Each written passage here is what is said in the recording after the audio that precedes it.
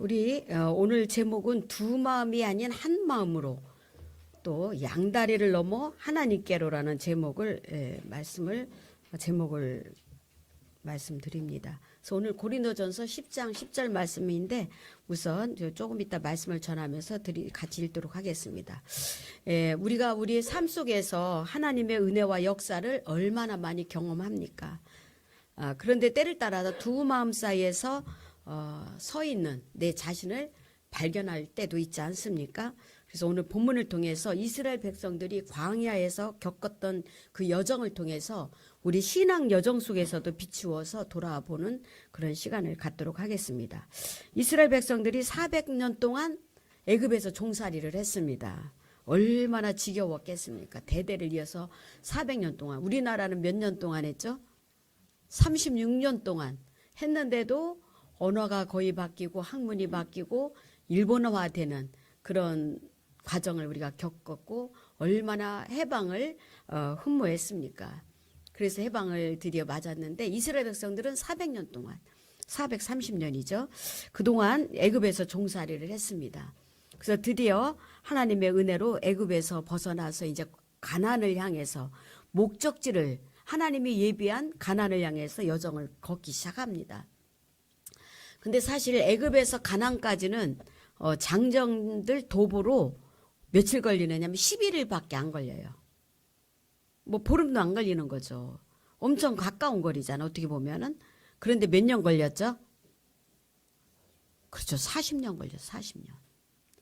이스라엘 백성들이 애굽을 나와서 광야길을 거쳐서 가나안 들어가기까지 장장 40년이 걸렸다니까요. 며칠 걸릴 것을 11일. 11일이면 갈 거리를 40년 걸려. 1년도 아니고 40년. 이게 얼마나 삥삥 돌았다는 소리입니까? 바로 못 간 거죠. 그런데 이스라엘 백성들이 40년 동안 그 방황하던 그들의 모습은 우리 이 시대를 살고 있는 우리들이 지금 천국을 향해서 걸어가는 모습과 똑같다는 거죠. 우리에게서 이 세상은 애굽과 같다고 말하고 천국은 무엇과 같다고 비유하죠? 가난과 같다 이렇게 표현을 합니다. 그래서 이 세상에는 광야길이다 또 이렇게 표현합니다. 그래서 우리의 신앙의 여정과 동일한 모습을 우리에게 보여줍니다. 근데 이스라엘 백성들이 오늘 고린도전서 10장 10절 11절 한번 같이 읽도록 하겠습니다. 같이 읽겠습니다. 저희 중에 어떤 이들이 같이 읽습니다. 원망하다가 멸망하는 자에게 멸망하였나니 너희는 그들과 같이 시험하지 말자. 그들에게 일어난 이런 일은 본보기가 되고 또한 말세를 만난 우리를 깨우치기 위하여 기록되었느니라. 아멘. 이스라엘 백성들이 광야길을 걷는 그 과정이 출애굽기에 나와 있습니다. 쭉 출애굽기가 전체에 이스라엘 백성들이 광야길에서 생활하던 모습들이 나와 있는데 그 성경을 신약에 와서 고린도전서에 기록을 하고 있는 거죠. 그래서 왜 기록했느냐 하면 여기 보니까 저희 중에 어떤 이들이 원망하다가 누구를 원망했겠어요? 하나님을 원망하고 모세를 원망했죠. 또 사람들을 또 원망하죠. 원망하다가 멸망시키는 자에게 멸망하였나니 너희는 그들과 같이 시험하지 말자 이렇게 말합니다. 그들에게 일어난 모든 일들이 우리에게 뭐가 돼요? 본보기가 된다. 개역 성경에 뭐라 하냐면 거울이 된다 이렇게 말을 하죠. 거울이 된다. 거울을 보면 누구를 볼 수 있어요? 나를 볼 수 있잖아요. 그죠? 거울 삼아라. 본보기 삼아라 이것입니다. 그래서 말세를 만난 우리를 깨우치기 위해서 이것을 기록해 놨다는 거죠. 이스라엘 백성들을 보고 너희들도 이것을 보고 깨달아라. 너희들도 그렇게 살지 말아라 이렇게 말씀하고 있는 것입니다. 그래서 말세를 만난 우리의 경계로 기록하였느니라. 깨우치기 위해서 경계하였느니라. 이렇게 말씀을 하고 있습니다. 너희들도 경계하라 이것입니다. 그들의 모습을 본받지 말라 이렇게 말씀하고 있습니다. 그러니까 이스라엘 백성들이 어땠습니까? 광야길에서 얼마나 많은 기적을 경험했습니까? 애굽 백성들이 뒤쫓아올 때 뒤쫓아 뭐가 가로막혀 있었죠? 홍해가 가로막혀 있었죠. 진퇴양난이었죠. 야 이제 우리 다 죽었다. 이런 기로에 놓였을 때 하나님께서 홍해를 가르는 기적을 아주 통쾌한 기적을 베풀어 주셨습니다. 백성들이 60만 대군이 우르르르 그냥 홍해를 도보로 걸어갑니다. 걸어 나와가지고 얼마나 행복하고 승리의 함성 이루 말할 수가 없었죠. 그래서 막 하나님을 찬양하고 난리가 아닙니다. 그런데 그것뿐만 아니라 애굽 뒤에 따라오던 군병들이 어떻게 됐어요? 막 뒤 따라오다 물속에 다 수장돼 버린 거예요. 손 하나 건드리지 않고 자기들이 다 죽어버린 거죠. 하나님이 다 그렇게 홍해 물을 그냥 덮치게 만든 거죠. 이스라엘 백성 끝나면 그거로 끝이지 그들까지 걸어오라고 하나님이 홍해를 가르셨겠어요? 착각을 한 거죠. 그러니 뭐 이스라엘 백성들은 자기들을 잡으러 온 원수들이 뒤쫓을 얼마나 가슴이 콩당콩당 했겠어요. 야, 우리가 이거 나오자마자 또 다 죽는구나. 막 얼마나 불안했겠습니까? 근데 건너오자마자 애국 군대는 다 수장되고 승리의 노래가 이루 하늘을 막 찌르는 거죠. 찬양을 하는 거죠. 소고와 비파를 들고 막 하나님을 찬양을 합니다. 모세를 막 축켜 세웁니다. 지도자인 모세를. 그런가 하면 조금 지나다가 또 어떤 일이 벌어집니까? 막 배가 고픈 거예요. 먹을 것이 마땅하지 않은 거죠. 농사를 짓던 거 농사도 못 짓죠. 양을 목축을 했는데 양도 못 키우죠. 왜요? 광야길이니까. 나그네 와가지고 이렇게 이동하는 경로기 때문에 이런 거 할 수가 없는 거죠. 그러니까 또 막 누구를 원망해요? 하나님을 원망하고 지도자를 원망하기 시작합니다. 며칠 못 가는 거예요. 작심삼일인 거죠. 그러니까 그때 또 하나님 원망하는 백성들이 뭘 주셨어요? 만나를 막 시커 내려줍니다. 우리나라 눈이 막 폭설이 오듯이 막 만나를 막 내려주면 그냥 갖다 긁어서 먹기만 하면 되는 거예요. 이런 신나는 일이 또 어디 있었겠어요. 그런가 하면 또 만나만 먹으니까 짜지 질려버려. 고기가 또 먹고 싶어. 그렇게 또 원망합니다. 그러면 또 뭘 주셨어요? 메추라기 떼를 막 그냥 몰아 넣어서 그 진영 그 부분에서 막 그냥 주워갈 수 있도록 메추라기 떼를 보내주십니다. 메추라기를 잡아서 고기로 이렇게 또 맛있게 먹습니다. 또 가다가 보니까 물이 없는 거예요. 물이 부족한 거죠. 벌써 이제 피곤하신 분들이 있네요. 옆분들이 좀 주물러 주세요. 이렇게 메추라기 떼를 주시는가 하면 물이 또 먹어요. 반석을 또 치십니다. 반석을 쳐서 이 물을 막 먹게 합니다. 이렇게 하나님의 임재와 은혜를 마음껏 경험하게 하나님이 하셨습니다. 그런데 이들이요 동시에 또 어떤 일도 했습니까? 원망뿐만 아니라 우상 숭배하고 또 간음하고 원망하고 이렇게 죄를 저지르면서 하나님을 시험하고 하나님을 배신하는 그런 일들이 얼마나 많았습니까? 그러니까 이렇게 놀라운 것을 경험하면서도 이렇게 또 삐딱하게 또 나가는 거죠. 그럴 때 하나님은 이렇게 하나님의 기적과 은혜를 경험했음에도 불구하고 그 마음은 항상 어떻게 두 갈래예요. 두 갈래. 하나님 찾다가 세상 것 찾다가 하나님 찾다가 세상 것 찾다가 하나님의 은혜를 믿으면서도 안 믿는 것도 아니에요. 믿으면서도 자신의 뜻대로 살고자 하는 모습이 담겨져 또 있는 거예요. 하나님을 믿어요. 하나님을 경외해요. 그러면서도 내 마음대로 살고 싶은 그런 욕구들이 그들에게 있었던 것이죠. 그래서 결국은 어떻게 되었어요? 며칠 만에 11일 만에 갈 길을 몇 년 걸렸어요? 40년. 자, 우리 중에는 그런 분 없습니까? 하나님의 은혜 속에서 마음껏 누리면서 하나님의 영적인 것 속에서 하나님의 은혜를 누리면서 풍성한 삶을 주님과 함께 사는 삶을 살지 못하는 이유가 어디 있는가? 이스라엘 백성들이 왜 못 살았어요? 왜 이렇게 빙빙 돌았습니까? 내 신앙생활은 빙빙 돌고 있지 않은지 직선으로 가야 될 거리를 이렇게 빙빙 돌아서 맨날 도루묵대는 그런 신앙생활이 아닌지 우리가 한번 우리 자신을 돌아봐야 될 줄로 믿습니다. 그러니까 우리는 복음과 우리의 삶이 분리된 경우가 너무나 많다는 거죠. 하나님의 말씀은 분명히 이렇게 말씀하셨어. 그런데 그 말씀대로 살지 않고 내가 분리되어 사는 거죠. 말씀 따로 내 삶 따로 이렇게 사는 거죠. 복음과 삶이 분리되어 버렸다는 거죠. 하나님은 그걸 원하시지 않는 거예요. 이렇게 애굽을 나와서 이렇게 가나안을 향해서 가는 이스라엘 백성들에게도 하나님은 왜 훈련시키셨어요? 가나안 땅에 들어가면 너희들이 이렇게 훈련 없이는 살 수가 없어. 너희 후손들이 이렇게 복을 누리면 살 수가 없어. 이걸 하나님이 뻔히 아시는. 가나안 땅이 어떤 땅이었죠? 우상이 가득한 땅이었어요.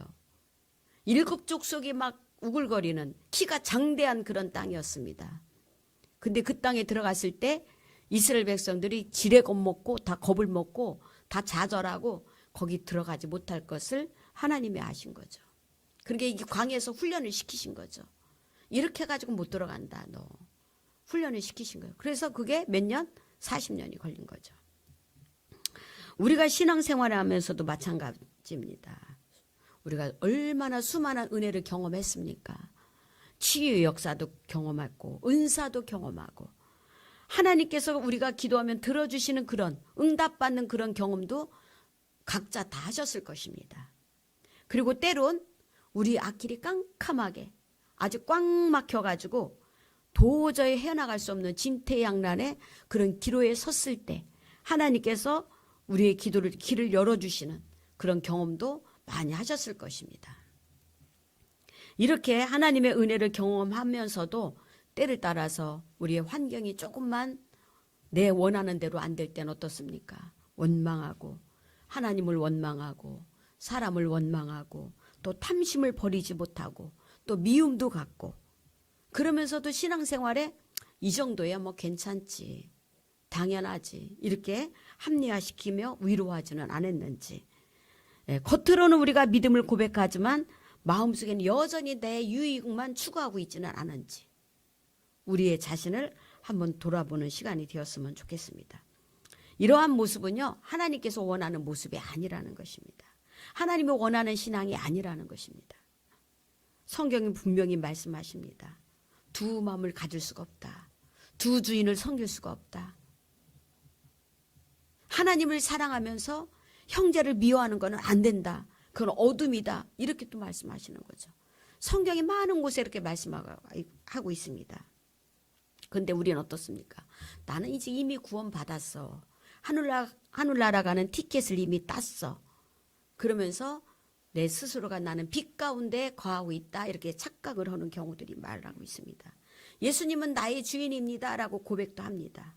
그러나 동시에 뭔가 뜻대로 안 될 때는 하나님을 원망하고 사람을 원망하고 나와 맞지 않는 사람을 만날 때 대할 때 꺼리낌 가지고 대한다든지 또 탐심을 갖기도 한다든지 그러면서도 내 신앙은 괜찮은 신앙으로 스스로 의로하면서 살지는 않았는지 이렇게 깨달아야 됩니다. 하나님께서는 분명히 성경에 그렇게 말씀하셨어요. 형제를 사랑할 때만 너희가 빛 가운데 있는 것이다 이렇게 말하고 있습니다. 빛 가운데. 내가 그럼 미워하면 어디에 있다 소리예요? 어둠에 있다 소리인 거죠. 어둠이 있다 소리. 이거 무섭지 않습니까? 사랑할 때 그러니까 우리가 사랑한다는 건 뭐예요? 무관심이야. 무관. 저 사람은 거래 안 하면 돼. 무관심. 무관심은 뭐예요? 미움이에요. 적극적으로 사랑하지 않는다면 이건 미움이라는 거죠. 성경은 그렇게 말씀하고 있습니다. 사랑하라는 것입니다. 그래서 이 형제를 사랑할 때만 너희가 빛 가운데 있다. 그러면 반대로 내가 사랑하지 않는다면 어디에 있다? 어둠에 있다. 그렇게 말을 해도 이 복음하고 매칭을 안 시키고 나는 부활하신 예수님을 믿고 있는데 이렇게 복음으로 받아들이지 않는 거예요. 그럼 내가 이 주님과 관계가 없다고 이렇게 충격을 받는 게 아니라 나는 예수님을 이미 믿고 있는데 그 정도야 뭐. 복음으로 말씀으로 듣지 못하고 있다는 것입니다. 이게 심각한 거죠. 이게 진짜 우리 현대 교인들에게 심각하게 다가오는 모습입니다. 하나님이 이 모습을 원하시지 않습니다. 이게 두 주인을 섬기고 있는 것입니다. 물질만 두 주인이 아니에요. 우리의 삶 속에서 이렇게 이스라엘 백성들이 두 마음을 품었듯이 우리도 두 마음을 품고 이 신앙생활을 하고 있지 않은지 우리가 생각해 봐야 됩니다. 그러니까 복음은 복음이고 삶에서 내가 실천하면 좋지만 못 살아도 어쩔 수는 없는 거 아니야? 미워하면 안 되고 사랑하면 좋지만 어쩔 수 없는 거 아니야? 이렇게 이 정도만 그냥 수준을 그 정도만 받아들이는 거예요. 더 이상 하나님의 수준에서 복음을 받아들이려고 안 하고 있다는 것입니다. 이게 복음이 됐다고 생각하니까 복음과 삶이 하나가 안 되는 거예요. 분리되는 거. 하나님 이렇게 살으라는데 나는 이렇게 살고 여전히 이렇게 살고 있는 거죠. 그러면서도 아무런 꺼리낌이 없는 거죠. 그러면서도 어떻습니까? 여전히 기도도 하고 여전히 성령 충만도 구합니다. 그리고 이 시대를 두고 기도도 합니다. 그리고 사명감도 가지고 있습니다. 또 부흥도 원하고 있습니다. 하나님의 뜻이 이루어지기를 간절히 소원하고도 있습니다. 이런 마음이 다 뭐예요? 진심이에요. 여러분들 그런 마음 갈 때 진심이었어요? 가짜였어요? 다 진심이었잖아요. 저도 그래. 진심이에요 이게. 진짜 하나님 뜻이 이루어지게 해드리고 싶다. 하나님 뜻이 나를 통해서 이루어졌으면 좋겠다. 다 진심이에요. 근데 진심인데 하나님은 사랑하는 마음도 진심이고 나와 맞지 않는 사람 사랑하지 못하는 것도 사실 진심이에요. 그것도. 저런 사람 어떻게 사랑해? 나와 맞지 않는데 저런 사람 어떻게 용서해? 저런 사람 나하고 관계없는데 이렇게 마음 갖는 거. 이것도 진심이라는 거죠. 이게 바로 뭐예요? 양다리 걸친 거예요.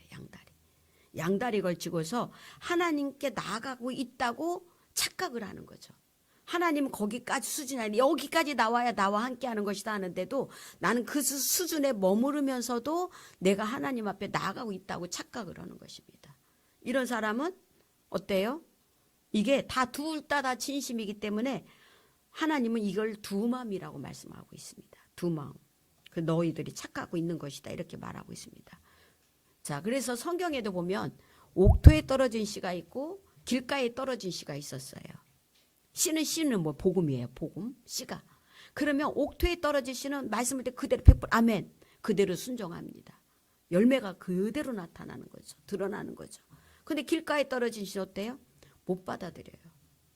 마음이 딱딱해가지고 그런 말씀을 들어도 나한테 적용을 안 하려고 그래요. 안 들어요.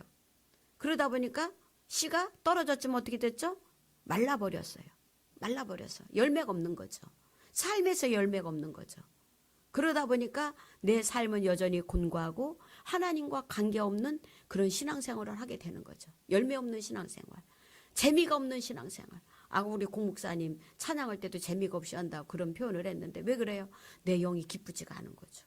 왜? 주님과 관계없는 신앙생활을 하기 때문에 마음 행복감이 없는 거예요. 우리는요. 하나님께서는 뭐라고 하나님이 원하시는 100% 하나님과 하나됨을 원하십니다. 예수님의 머리 우리 그림 맨날 강조하잖아요. 머리에 머리. 나는 그의 지체입니다. 머리 대신 예수님. 생각이 다 어디서 나오죠? 머리에서 나오잖아요. 예수님 생각으로 내가 가득 차야 되는 거죠. 예수님 원하시는 말씀으로 내가 가득 채워져야 되는 거죠. 그럴 때에 예수님 마음과 일치가 되는 것이죠. 두 마음이 아닌 하나님의 마음, 하나님을 사랑한다면 우리가 정말 하나님과 한 마음이 돼야 되는 거죠. 우리 안에서 모든 세상적인 거 다 버려야 되는 거죠. 예. 두 마음 가지고는 하나님 앞에 갈 수가 없는 거예요. 두 마음 가지고 가나안까지 들어갈 수 없었던 이스라엘 백성들과 같이 우리도 마찬가지입니다. 그러다 보니까 40년간 고생했듯이 내 인생 살면서 왠지 가나안 들어가지 못하고 광야에서 내가 헤매고 고통스럽고 어려움이 따르고 이렇다면은 한번 나를 돌아봐야 돼. 내가 왜 이렇게 광야 길을 걷고 있지? 내가 뭐를 하나님 앞에 순종하지 못했지? 내가 뭐 하나님과 하나가 되지 못했지? 이게 우리 깨달아야 되는 거죠. 그래서 정말 우리는 두 마음이 있으면 성령 충만할 수가 없습니다. 충만할 수가 없어요. 내가 분명 예수님 영접했고 제사함도 받았고 예수님 주인데 그렇죠? 그러면 사실 끝난 거 아닙니까? 그런데도 이 세상 살면서 어느새 내가 좋아하는 것을 하고 있고 나를 위해 살고 있고 내가 주인 되어 살고 있고 눈에 보이는 세상 썩을 것을 따라가게 되고 이게 바로 어떤 신앙이냐? 구원파 신앙. 괴물 같은 신앙을 말합니다. 괴물이 뭐예요? 정상적인 동물이 아니라는 거죠. 눈이 두 개고 코가 하나고 입이 하나고 이런 식으로 정상적인 근데 괴물이 어떻습니까? 눈이 네 개라든가 눈이 하나라든가 뿔이 달렸다든가 우리 저기 TV 보면 괴물들이 많이 나면 좀 흉악하게 생기지 않았습니까? 정상적이 아니다라는 거죠. 우리의 신앙이 이렇게 괴물과 같이 정상적이 아니다. 말씀대로 그대로 순종하는 신앙이 아니다라는 것을 이렇게 괴물 같은 신앙이라고 말하고 있습니다. 하나님께서는 우리의 진심을 진심을 원하십니다. 아까 고목사님 뭐라 했어요? 우리 진심이 있지만 또 뭐가 있다고 그랬어요? 전심을 원하십니다. 전심. 이것도 진심, 이것도 전심이에요. 내가 하나님을 사랑하는 것도 진심이에요. 내가 대 세상에서 속해서 살고 있는 것도 진심이에요. 하나님은 진심도 필요하지만 무엇으로 하나님을 향해서 어떤 마음? 전심을 원하신다는 거죠. 진심 가지고는 두 마음이 될 수 있어요. 전심을 원하세요. 전심. 그럴 때 하나님께서 역사를 하십니다. 깨끗한 마음이 오직 주님을 향한 마음이 성령으로 역사로 이어지게 되어 있습니다. 마태복음 21장 13절 한번 주보에도 나와서 같이 읽겠습니다. 그들에게 이르시되 기록된 바 내 집은 기도하는 집이라 일컬음을 받으리라 하였거늘 너희는 강도의 소굴로 만드는도다 하시니라. 아멘. 자, 내 마음이 누구의 뭐예요? 내 마음이 지금 뭐라 하겠습니까? 성전이라고 그랬어. 성전. 하나님의 집. 고린도전서 3장 16절에 보면 성령이 너희 안에 거하시는 성전인 것을 알지 못하느냐 이렇게 말씀하십니다. 우리 마음이 성전이 하나님의 성전. 예수님이 거하시는 성전. 예수님은 머리고 나는 그의 지체. 같은 말입니다. 그런데 내가 여전히 한 마음으로 전심으로 주님을 사랑하지 않는다면은 세상과 짝한다면은 이게 뭐라고 말씀하셨어요? 강도의 소굴이다. 하나님이 이 소굴을 원하시. 강도의 소굴. 너 지금 네 마음이 너무 복잡해. 세상 것으로 가득 차 있어. 강도의 소굴이야. 그럴 때 하나님 뭘 드셨어요? 채찍을 들으셨어요. 예수님이 거룩한 예수님이 죄가 없으신 예수님이 노끈으로 채찍을 만들어서 막 소들을 쫓고 얼마나 돈 벌려고 그 장사하고 있는 사람 돈깨 다 엎어버리시고 그 난리 폈습니다. 하나님은 세상 것, 세상 기준, 세상에는 물질 이런 거 귀하게 여기시지 않으세요. 물질, 짐승 다 돈 아닙니까? 채찍으로 때려서 내추적으로 돈깨 다 엎으셨다니까요. 이렇게 강도의 소굴을 만들 때 내가 너를 얼마나 사랑하는 줄 아냐? 내가 너를 위해 십자가에 죽지 않았니? 내가 네 마음에 거하기를 원한다. 너 나로 만족하지 못해? 나로 충분하지 못해? 이게 꼭 필요해? 하나님께서 이렇게 말씀하시는 거예요. 하나님은 순수한 우리의 전심, 우리 마음 안에 온전히 거하기를 진심으로 하나님 원하십니다. 깨끗한 성전을 원하시는 거죠. 그래서 하나님께 정결하게 이 성전을 막 청소하지 않았습니까? 우리 마음도 똑같은 거예요. 내가 사랑하는 내 자녀가 이런 마음들로 가득할 때 하나님은 책찍을 들이시는 거죠. 이대로는 안 된다. 너. 내가 영원히 함께 살아야 되는데 너 이대로는 안 된다. 내 자녀 망나니 같이 자라면 그냥 둬요? 아니잖아요. 바르게 자라도록 책찍도 하고 혼도 내고 지도하잖아요. 하나님이 그걸 원하시죠. 왜? 나를 너무 사랑하시기 때문에. 나와 영원히 살고 싶으셔서 이렇게 말씀을 하시는 것입니다. 그래서 우리 마음에서 이런 정말 세상적인 거, 하나님이 원하지 않는 거 다 제거해야 됩니다. 깨끗한 마음이 성령의 역사를 가져올 수 있습니다. 초대교회 이렇게 강력한 성령의 역사를 경험했던 것은 그들이 온전히 하나님 앞에서 전심으로 자신들을 다 드렸기 때문이에요. 온전히. 이 하나님을 보았으니 안 드릴 수가 있었어요. 이 하나님을 만난 거 아니에요, 예수님을. 이럴 때 하나님의 놀라운 역사가 일어납니다. 그러니까 우리는요, 대부분 구원이 끝으로 생각하는 거예요, 구원. 구원은 끝이 아니라 뭐예요? 시작이에요, 시작. 구원은 끝이 아닌 시작이에요. 시작이에요. 예수님께서 우리 마음에 거하시는 것은 우리의 구원을 넘어서 우리의 삶과 함께하는 것까지예요. 함께 사는 거예요. 결혼하는 목적이 뭐예요? 우리 이제 10월 25일 날 기억하세요. 우리 황전도사님 결혼식입니다. 수원에서. 결혼식을 하는데 너무 멋질 것 같아요. 결혼식을 하는데 결혼식 왜 해요? 함께 살라고. 지금 따로 살고 있잖아요. 얼마나 보고 싶겠어. 바빠서 서로 만나지도 못하고. 맨날 전화하겠지. 근데 전화로만 만족하자. 평생 전화만 하고 산다고 생각하면 만족해요? 안 되는 거죠. 함께 살려고 결혼하는 거예요. 예수님도 우리와 함께 살려고 우리와 결혼을 한 거예요. 한 몸이 된 거예요. 한 몸. 근데 우리는 복음과 삶이 분리되지가 않는 거예요. 아니요, 분리되고 있는 거예요. 말 실수를 했네. 삶과 복음이 분리되고 있는 거. 하나가 되지 않고. 복음 따로, 삶 따로. 하나로 연결돼야 될 때 우리의 진정한 신앙, 하나님이 기뻐하시는 신앙이 될 수가 있는 것입니다. 데살로니가 전서 5장 10절 함께 보도록 하겠습니다. 시작. 예수께서 우리를 위하여 죽으사 우리로 하여금 깨어있든지 자든지 자기와 함께 살게 하려 하셨느니라. 아멘. 이렇게 우리를 위해 죽으신 목적이 뭐라고 그랬어요? 여기서 우리로 하여금 깨어있든지 자든지 자기와 함께 살게 하셔. 나와 함께 살자 이거예요. 나와 함께 살자. 잘 때도 나와 함께 살자 이거 아닙니까? 깨어있든지 자든지 24시간. 그래서 우리가 왜 이렇게 우리가 이 괴물 같은 왜 삶 따로 복음 따로 이렇게 신앙생활 구원파 신앙을 가지고 있느냐. 이게 뭐냐면 우리가 첫 단추를 잘못 꽂아서 그런 경우들이 많아요. 첫 단추가 뭡니까? 첫 단추가 예를 들어 결혼하는데 막 조건만 바라본 거야. 아, 저 사람 돈이 많대. 똑똑하대. 직업이 좋대. 이것만 바라보고 사람 바라보지 않고 결혼했는데 살다 보니까 서로가 마음이 안 맞아. 그럼 어떻게 해요? 헤어지는 거죠. 근데 진짜 사랑해서 결혼하면 조건 관계없이 내가 진짜 사랑해서 결혼하면 서로 알콩달콩 살 수가 있는 거죠. 더 깊어질 수 있는 거죠.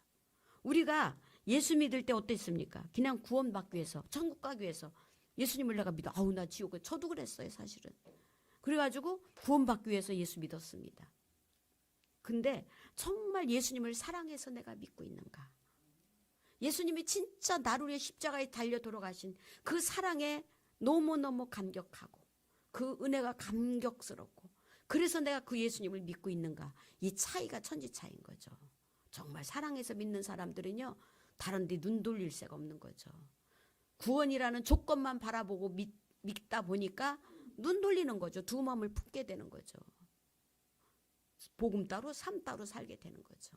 한번 이거 깊이 점검하지 않으면 안 됩니다.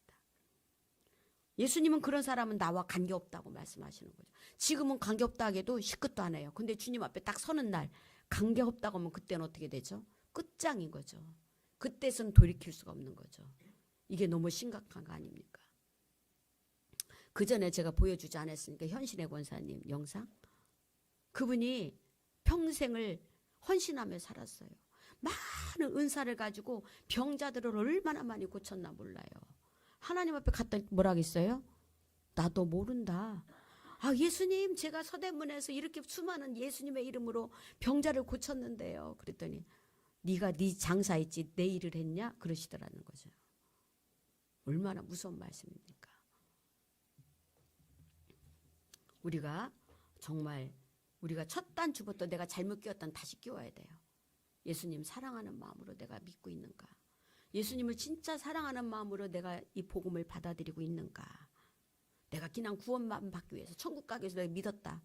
근데 내 착각으로 주님과 관계없는 삶 속에서 평생 따로 살다가 뭐 같이 어떻게 되는 게 아니잖아요. 천국 가서 만나면 금방 하나 될 수 있는 게 아니잖아요. 너무 어색하지 않겠어요? 이 구원의 방점을 잘못 찍고 신앙생활하는 경우들이 너무 많다는 것입니다. 정말 그렇기 때문에 이 구원의 방점을 그냥 구원에만 천국에만 방점을 찍고 신앙생활을 했다면요. 결정적인 순간이 오면요. 결국 예수님을 버리게 되어 있는 거죠. 그때는 예수님 버리게 가차없이 버리게 되는 거죠. 이게 무서운 거 아닙니까? 그래서 우리는 2025년 우리가 이 올해 주제표가 뭐예요? 너를 기쁘게 하고 하나님 우리 진짜 기쁘게 해주시기를 원합니다. 저도 여러분들이 기뻤으면 좋겠어요. 우리 서로가 그런 마음을 가져야 돼요. 그런데 우리 신앙생활이 이 기쁘게 하는 것도 관계가 중요한 거죠. 정말 사랑하는 관계가 될 때 기쁨을 주고 싶지 사랑하지도 않는데 어떻게 기쁨을 주고 싶겠어요. 그런 마음이 안 생기는 거죠. 그래서 전자 주님을 사랑하는 마음을 갖고 우리 지체를 사랑하는 마음을 갖고 정말 우리가 한 마음으로 예수님과 한 마음을 가져야 돼. 예수님과 똑같은 마음을 가져야 되는 거죠. 그래서 정말 이 구원에만 머물러 있던 이 신앙에서 벗어나서 우리가 하나님과 동행하며 공동체의 머리 대신 예수님께 순종하는 그런 교회로 우리 모두로 발견되었으면 좋겠습니다. 그래서 우리 2025년을 맞아서 우리의 신앙이 새롭게 개혁되는 그런 시간으로 되기를 소망합니다. 개혁이 돼야 되지 않으면 안 돼요. 이 뭐 10년 20년 부활 복음만 선포하면 무슨 소용이 있습니까? 삶으로 내가 두 마음을 품고 있으면 다 소용이 없는 거죠. 이제 우리 마음에 나라는 중심은 내가 다 버리고 오직 예수님만 내 곁에 계시기를 결단해야 됩니다. 그래서 정말 우리 양다리의 신앙에서 한 마음으로 예수님을 사랑하고 형제를 사랑하는 우리 성도들이 되기를 축복합니다. 예, 그렇게 돼야 돼. 그럴 때 우리가 광야길을 빨리 단시간에 우리가 이 가나안에 들어갈 수 있는 거, 누리며 살 수 있는 신앙생활이 행복하고 즐겁고 성령 충만한 신앙생활이 될 수가 있는 겁니다. 두 마음이 아닌 한 마음으로 하나님께 나갈 때 하나님께서는 우리를 새롭게 하시고 공동체에도 놀란 변화와 부흥을 이루실 것입니다. 교회 공동체 이 마음이 없으면 부흥이 절대 안 돼요. 왜? 어둠이 역사하기 때문에. 어둠이 역사. 하나님이 이거 뭐 모르시겠어요? 다 아셔요. 아무리 속으로 숨기고 있어도 하나님은 다 아세요. 우리 불꽃 같은 눈을 감찰하시잖아요. 우리 한 몸인데 머리가 달고 있는데 다른 거 모르겠어요. 우리가 이 마음을 변화돼야 돼요. 그래서 오늘 고린도전서에 말씀하고 있지 않습니까? 이스라엘 백성들 봐라. 너 이거 거울 삼아라. 본보기가 되어라. 그렇게 생활하지 말아라. 이제는 똑같이 하지 마라. 왜 빙빙 도냐. 빨리 가자. 지름길로 가자. 이걸 말씀하십니다. 우리가 빨리 변화되면 빨리 지름길 가는 거예요. 하나님 우리 필요한 거 다 아세요. 필요한 거 아시기 때문에 내가 구하지 않아도 주시고 싶은 분이 하나님이세요. 정말 우리가 올해는 새롭게 정말 변화되어서 아주 찌꺼기 없이 한 마음으로 예수님과 같은 마음으로 아주 똘똘 뭉쳐서 정말 복음을 위해 살 때 하나님 우리에게 놀랍게 쓰실 줄로 믿습니다. 하나님께서 여러분들도 쓰실 줄로 믿습니다. 교회를 쓰신다는 건 여러분들을 쓰시는 거 아닙니까? 이런 놀라운 축복을 올 한 해 동안 경험하시기 바라겠습니다. 그래서 우리 고린도전서